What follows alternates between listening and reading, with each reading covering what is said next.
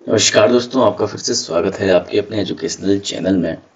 60 questions हम complete कर चुके थे पीजीटी बायोलॉजी के। प्रीवियस पेपर्स की सीरीज चल रही है हमारी और उम्मीद करता हूँ आप लोगों को अच्छी भी लग रही होगी। 60 क्वेश्चंस कर चुके हैं, ठीक है। 61 से हम स्टार्ट करेंगे। जो इन्होंने ये ना देखा हो तो इसको ज़रूर मैं आई बटन में दे दूँगा, आप लोग उस लिंक में जाके देख सकते हैं। तो पहला क्वेश्चन आज का है, in GIFT, a mix of eggs and sperm is allowed to fertilize in A और B, ठीक है। किस में आपका GIFT में जो एग्स है, ठीक है, और आपका स्पर्म है, ठीक है, वहां पर फर्टिलाइजेशन अलाउ किया जाता है। कहाँ पे? ये होता है zygote intra fallopian tube, fallopian transfer होता है, ठीक है। तो यहाँ पे ये 4th चैप्टर से आपका लिया गया है। सो राइट आंसर हमारा है फैलोपियन ट्यूब। जी हाँ, जो राइट आंसर बनेगा हमारा वो है आपका फैलोपियन ट्यूब, ठीक है। तो इंटरेस्टिंग क्वेश्चन भी है, अच्छा क्वेश्चन है और बन सकता है एग्जाम्स में भी, तो इसको जरूर आप लोग कंसिडर कीजिएगा। नेक्स्ट है, which of the following is incorrectly matched, ठीक है। गलत मैच कौन सा हुआ है? नीडोब्लास्ट डिफेंस में यूज होते हैं, सही है। पैरापोडिया स्विमिंग में यूज होता है, ठीक है। और नीडोब्लास्ट आपका सिलेंड्रेटा में मिलता है और पैरापोडिया आपका मिलता है यहाँ पे जितने भी मेंबर्स हैं आपके एनालिडा के, ठीक है। मेल्पिगियन ट्यूब्यूल्स आपके आर्थ्रोपोडा में मिलती हैं और आपका एक्सक्रीशन में हेल्प करती हैं। तीनों सही हैं, लेकिन जो रेडुला है वो रिप्रोडक्शन में हेल्प नहीं करता है, तो ये इनकरेक्टली मैच हो गया। नेक्स्ट है आपका, नेक्स्ट क्वेश्चन देखिए, द F2 जीनोटाइप रेशियो, ठीक है। F2 genotypic ratio for trait with incomplete dominance is. तो फिनोटिपिक और जीनोटिपिक रेशियो दोनों ही बराबर होते हैं। बहुत ही इजी ये क्वेश्चन आपका बना था, 1:1, ठीक है। फिनोटिपिक और जीनोटिपिक रेशियो यहाँ पे सेम होते हैं, मैंने क्लास में आपको बताया हुआ है, ठीक है। रेड और आपका जो वाइट फ्लावर है, ठीक है, रेड और वाइट फ्लावर को अगर स्मॉल आर और कैपिटल आर को फ्यूज कराते हैं तो आपका बन जाता है एक इंटरमीडिएट कलर जो पिंक में आता है, ठीक है। सो ये क्लासरूम की चीजें हैं डिस्कस वहां पर हमने करी हुई हैं। नेक्स्ट देखते हैं, which of the following plant growth regulates, which of the following plant growth regulates in a derivative carotenoids, ठीक है। जो यहाँ पे आपका प्लांट ग्रोथ रेगुलेटर है वो डेरिवेटिव होता है किसका? कैरोटीनॉइड्स का। तो आपका कैरोटीनॉइड्स का डेरिवेटिव होता है आपका एब्सिसिक एसिड, ठीक है। प्लांट ग्रोथ रेगुलेटर ABA ये एक तरह का डेरिवेटिव होता है किसका? कैरोटीनॉइड्स का। ध्यान में रखिएगा, इंपॉर्टेंट क्वेश्चन बन सकता है आने वाले टाइम में। नेक्स्ट है, in brain the respiratory rhythm centre is located at, ठीक है। जो ब्रेन है वहां पे हमारा जो रेस्पिरेटरी रिदम सेंटर है वो कहाँ पे लोकेट होता है?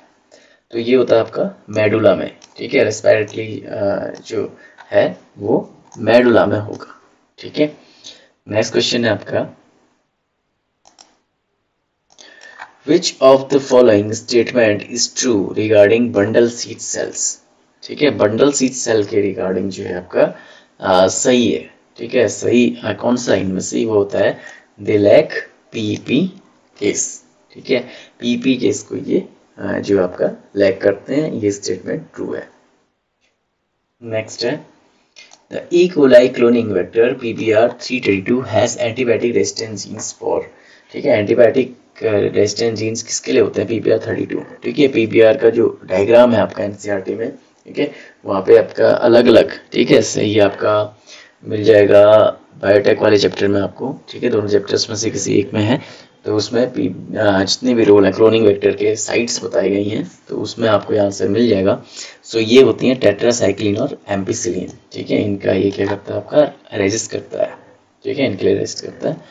नेक्स्ट है आपका, नेक्स्ट एक और अच्छा क्वेश्चन आ रहा है, which of the following plant structure is diploid, ठीक है। डिप्लॉयड कौन सा है इनमें से?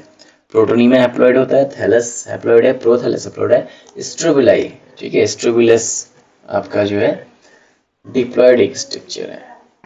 उम्मीद करता हूँ आपको क्वेश्चन भी अच्छे लग रहे होंगे और समझ भी आ रहे होंगे कि देखिए कितना कंपटीशन जो है, लेकिन इतना अच्छे प्रश्न यहाँ पर ये बने हुए हैं। थोड़ी सी डीप स्टडी की जरूरत इनमें पड़ती है, बाकी सब क्वेश्चन वगैरह अच्छे हैं आपके।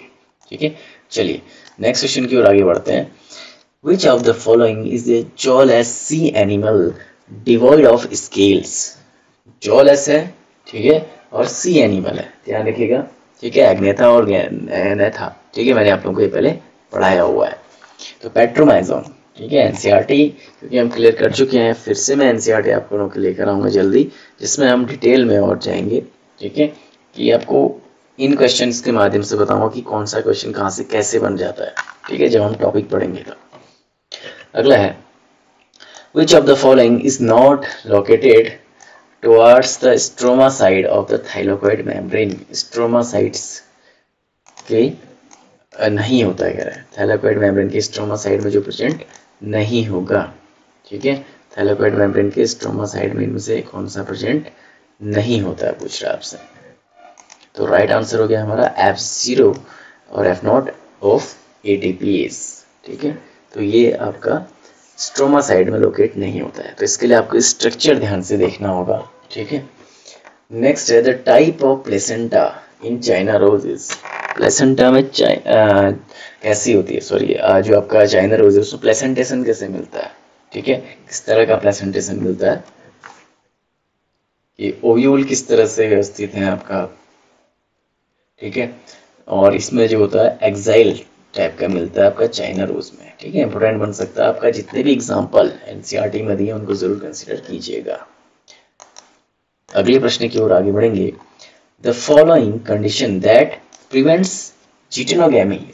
जिटेनोगैमी को कौन प्रिवेंट करता है, तो जिटेनोगैमी को डायोसी प्रिवेंट करती है, ठीक है, जिटेनोगैमी भी एक तरह का सेल्फ पॉलिनेशन ही है, और इसमें डायोसी यानी कि मेल एंड फीमेल फ्लावर अलग अलग प्लांट में, तो वहां पे दिक्कत आ सकती है, ठीक है, सेल्फ पॉलिनेशन में। नेक्स्ट है during cellular respiration the energy required to generate proton gradient, ठीक है, प्रोटॉन ग्रेडियंट डिराइव्ड फ्रॉम, यानी कि आपका रेस्पिरेशन में एनर्जी, ठीक है, एनर्जी जो चाहिए होती है प्रोटॉन ग्रेडियंट को पैदा करने के लिए कह सकें, ठीक है, प्रोटॉन ग्रेडियंट के लिए वो कहाँ से मिलती है, ऑक्सीजन रिडक्शन रिएक्शन में, ठीक है, ऑक्सीडेशन रिडक्शन रिएक्शन में, ये ध्यान रखिएगा। अगला विच of the following statement is not true regarding आपका ह्यूमन जीनोम। ह्यूमन जीनोम के रिगार्डिंग जो सही नहीं है कही गई ये बात, वो कौन सी है, तो the human genome contains 3164.7 million nucleotide bases, बिल्कुल। क्रोमोसोम 1 हैज मोस्ट जीन्स, बिल्कुल। Less than 2% of genome codes for proteins. Almost 90% of the nucleotide bases are exactly same in all people, ठीक है, तो ये बात जो है सही नहीं है ह्यूमन जीनोम के अकॉर्डिंग।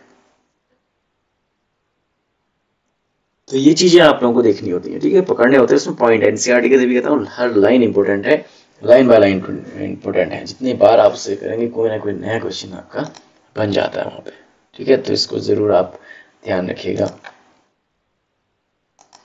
चलिए अगले प्रश्न की ओर आगे बढ़ेंगे। In angiosperm males and female gametes respectively are. Males and female gametes क्या होते हैं, ठीक है, मेल एंड फीमेल गैमीट होते हैं आपका pollen grain and embryo sac, ठीक है, ये होते हैं आपके पोलन ग्रेन और एम्ब्रियो सैक, ठीक है, तो ये होते हैं आपके मेल और फीमेल गैमीट एंजियोस्पर्म। नेक्स्ट है the oldest known man like primate fossils is, ठीक है, ओल्डेस्ट नोन जो सबसे पुराना जाना जाता है man like primate fossil is वो आपका रामापिथेस, ठीक है, रामापिथेस, तो इसको ध्यान रखिएगा नाम को, oldest man like primate fossil है जो एकदम मानव के जैसे था, ठीक है, इसको ध्यान रखिएगा। नेक्स्ट है the volume of air that will remain in lungs after a normal expiration is termed as, ठीक है, नॉर्मल जब आप एक्सपायर करते हैं, एक्सेल करते हैं एयर को, CO2 को बाहर निकालते हैं, ठीक है, तो थोड़ी बहुत अमाउंट ऑक्सीजन की फिर भी हमारे लंग्स में रहती है, या दोनों में गैसेस की मिक्स रहती है, तो वो उसको कहा जाता है फंक्शनल रेजिडुअल कैपेसिटी। रेस्पिरेशन से ये हमारा आया है क्लास 11th का, ठीक है, बायोलॉजी में, तो उस चैप्टर को अच्छे से देखिएगा, वहां से भी क्वेश्चन बनते हैं बहुत से। अब है आपका national institute of botanical research, ठीक है, आपका NBRI का क्वेश्चन पूछा गया है और ये है आपका लखनऊ में। सिंपल सा क्वेश्चन था, उम्मीद करता हूँ ये तो आता ही होगा किसी को। नेक्स्ट है small nuclear RNA are essential for post translational, ठीक है, जो स्मॉल आपके न्यूक्लियर RNA होते हैं वो किसके लिए ज़रूरी होते हैं, ठीक है, तो वो होते हैं आपके स्प्लाइसिंग के लिए, ठीक है, जो स्मॉल न्यूक्लियर RNA होते हैं वो स्प्लाइसिंग के लिए ज़रूरी होते हैं। लास्ट क्वेश्चन देखेंगे आज का, the sequence of RNA transcribed from a DNA with the coding strand ATTCGCT will be. तो यहाँ पे जो मैं प्रश्न आपको उस दिन कह रहा था किस तरह का बनता है, तो यहाँ पे आपको एक सीक्वेंस दिया गया है ATTCGCAT। तो इसके लिए RNA ट्रांसक्राइब्ड हो गया तो कैसे होगा, ठीक है, क्योंकि यहाँ पे एडेनिन सेम रहेगा, केवल आपका क्या बदल जाएगा, थायमिन की जगह यहाँ पे क्या आ जाएगा, यूरेसिल यू आ जाएगा। इस चीज को ध्यान में रखना, जहां पर भी आपका है, ठीक है, यहाँ पर भी टी की जगह यू आ जाएगा और बाकी सीक्वेंस सेम रहेगा, सी और जी सी तक, ठीक है, ये तीनों आ जाएंगे यहाँ पे। इसके बाद ए की जगह फिर से यू आ जाएगा और लास्ट में फिर से यू, ठीक है, एडेनिन की जगह भी क्योंकि यूरेसिल आ रहा है, थायमिन की जगह भी यूरेसिल आ रहा है, ध्यान रखिएगा। लास्ट में ए यू, लास्ट में यू, यहाँ फर्स्ट वाला तो राइट आंसर वाला पहला ही है, ठीक है। तो इस तरह से जो मैं कल आपको बता रहा था, ठीक है, कि इस तरह का क्वेश्चन बनता है, तो आपको यहाँ पे देखने को मिल गया।